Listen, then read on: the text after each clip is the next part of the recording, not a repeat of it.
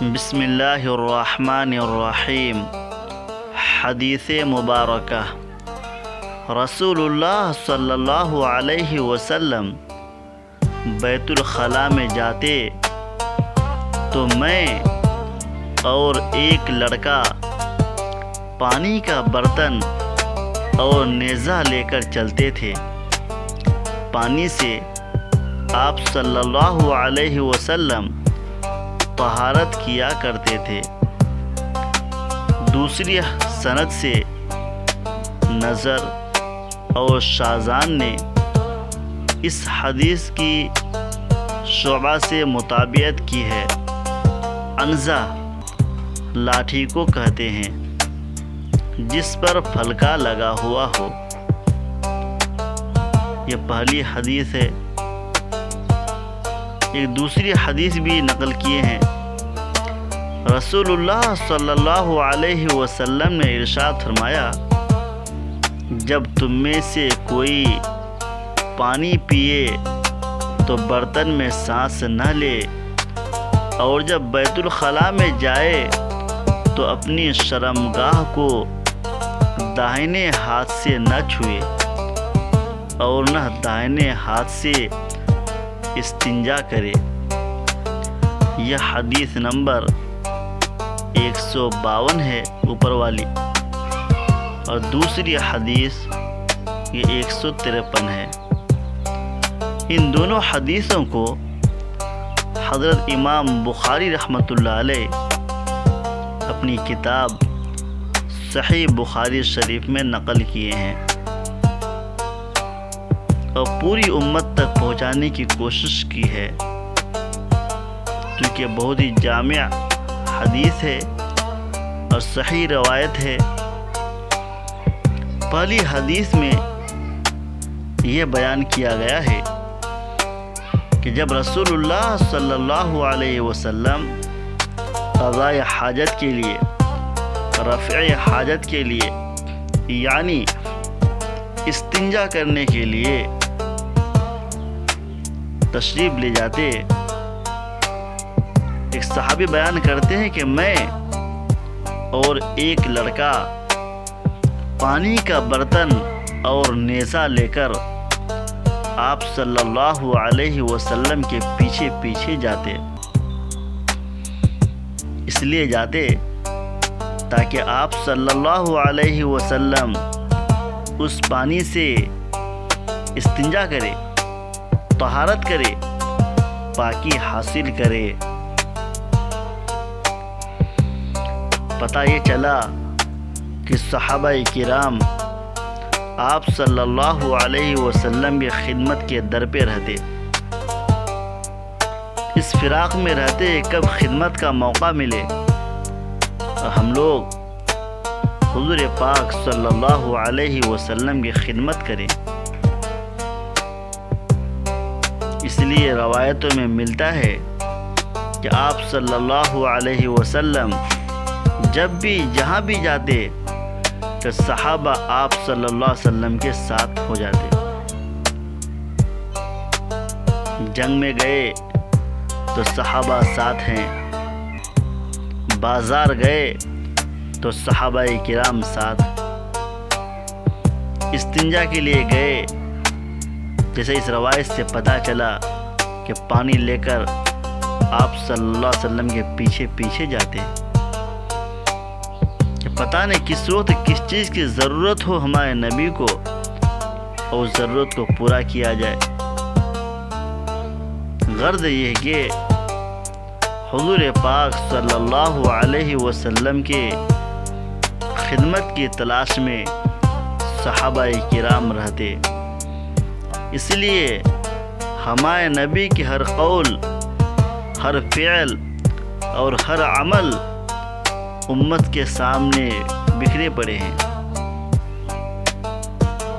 امت کے سامنے سارے کے سارے عمل موجود ہیں، کیونکہ ہر وقت ہر جگہ صحابہ کرام ہمارے ساتھ میں ہوتے تھے۔ جو دیکھتے وہ نقل کرتے، جو سنتے وہ نقل کرتے۔ ہمارے نبی جو کہتے وہ سن کر نقل کر دیتے۔ بہرحال ایک دوسری حدیث ہے، ایک صحابی بیان کرتے ہیں کہ رسول اللہ صلی اللہ علیہ وسلم نے ارشاد فرمایا کہ جب تم میں سے کوئی پانی پیے تو برتن میں سانس نہ لے، جیسا کہ ابھی کا دستور بن چکا ہے کہ انسان گلاس میں پانی پیتے ہیں تو اسی گلاس میں سانس لیتے ہیں،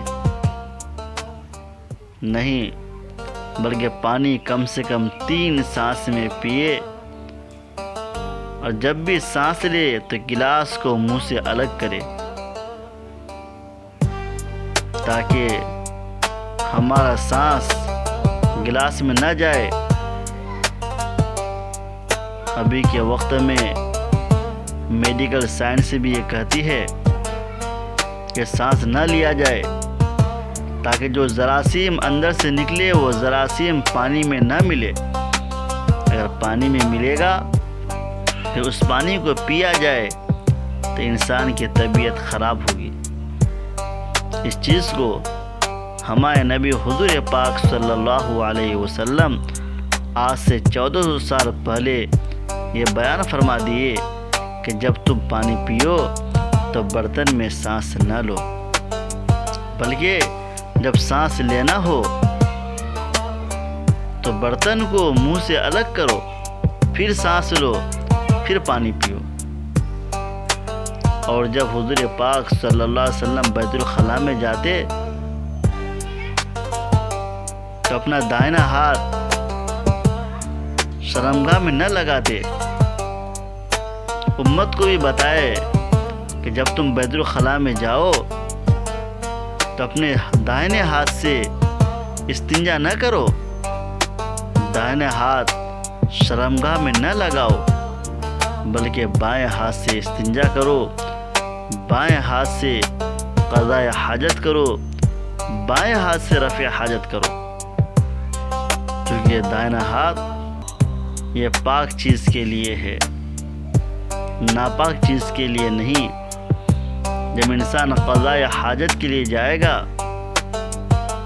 جب دائنے ہاتھ سے استنجا کرے گا تو اس کا دائنا ہاتھ گندگی سے ملوث ہو جائے گا، کیونکہ یہ شریعت بہت ہی پاکیزہ شریعت ہے، بہت ہی منزہ اور بہت ہی پاک شریعت ہے۔ ہمارے نبی حضور پاک صلی اللہ علیہ وسلم ہر موقع پر، ہر جگہ امت کو صحیح راستے پر لانے کی کوشش کی ہے تاکہ امت صحیح راستے پر آئے، تاکہ امت صحیح راستے پر چلے، تاکہ امت صحیح طریقے سے زندگی گزارے۔ اللہ کے نبی صلی اللہ علیہ وسلم امت کو کہیں بھی لاوارث نہیں چھوڑے، بلکہ ہر جگہ، ہر میدان میں اعمال بتائے ہیں، اعمال بتائے تاکہ اس عمل کو کر کے امت اللہ تبارک و تعالی سے قریب ہو، اللہ تبارک و تعالی سے قریب ہو، تاکہ اللہ تبارک و تعالی اس سے محبت کرے،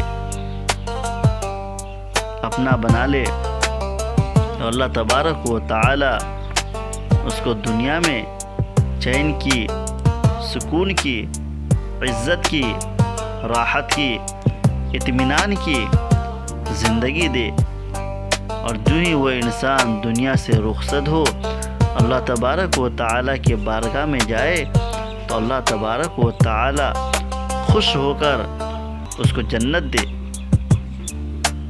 اس لیے ہم لوگوں کو چاہیے کہ ہم لوگ ہر وقت، ہر آن، ہر گھڑی اللہ کو، اللہ کے رسول کو راضی کرنے کی فراق میں ہو، اس لیے اللہ تبارک و تعالی کے احکام کے مطابق ہم لوگوں کی زندگی گزرے اور نبی کے شریعت سنت کے مطابق ہم لوگوں کی زندگی گزرے۔